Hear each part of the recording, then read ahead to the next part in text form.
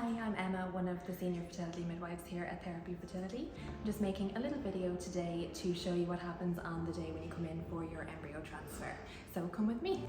So when you come into the clinic, you'll check in with our reception staff who will show you to the pod area where you can wait for one of the nurses who will come down and collect you and bring you down to the procedure area. And we do ask you to have a comfortably full bladder. What that basically means is you haven't just gone to the loo, but you're also not bursting as well. Maybe go before you leave the house and then just drink a bit of water on your way in as well. Once the team come and collect you, we'll bring you down to the procedure area, so follow me.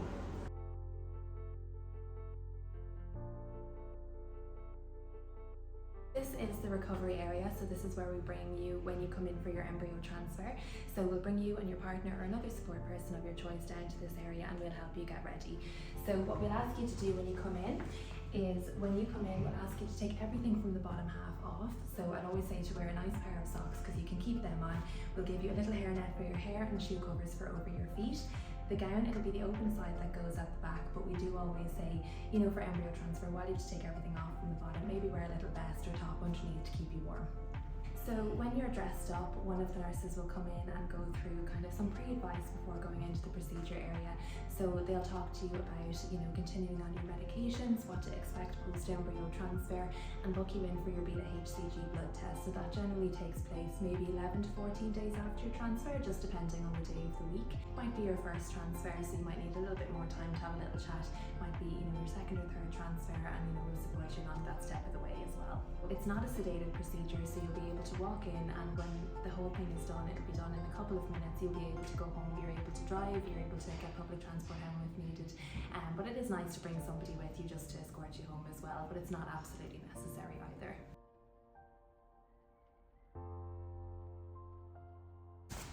So this is the procedure room that you'll be brought into for your embryo transfer. There'll be either a nurse or healthcare assistant with you, one of the doctors, and somebody from the lab will be helping out as well. We'll be brought around here, we'll help you up into the little bed, and then in a couple of minutes we'll be getting you to pop the legs up into the stirrups there. Once the lab checks and everything are done, so of course to make sure we've brought in the right patient, right embryo, all those really important things, and then we will get going with the embryo transfer. It'll take probably about 5 minutes. During the procedure itself, you'll have a nurse or a healthcare assistant with you who, in the middle of the embryo transfer, will be scanning your tummy just so that it helps the doctors basically guide the little catheter into the top of the womb. You'll be able to see everything going on this TV as well, so that's a really nice moment.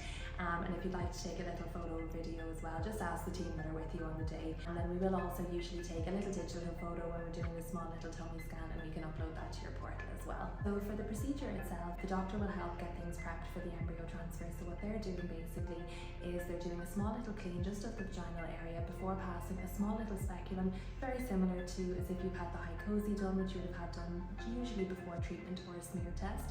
Once everything's ready to go, the doctor will pass a small little transfer catheter in through the cervix, and then the lab through this little door here will pass through the embryo in a small little catheter. The doctor will then guide that little catheter through the other catheter that they're using, and as well, that's what I say, when you'll be able to see all that going on the screen. And once they're in the right place, the doctor basically presses the button on the end of the syringe and the embryo is transferred up into the top of the womb, all going well.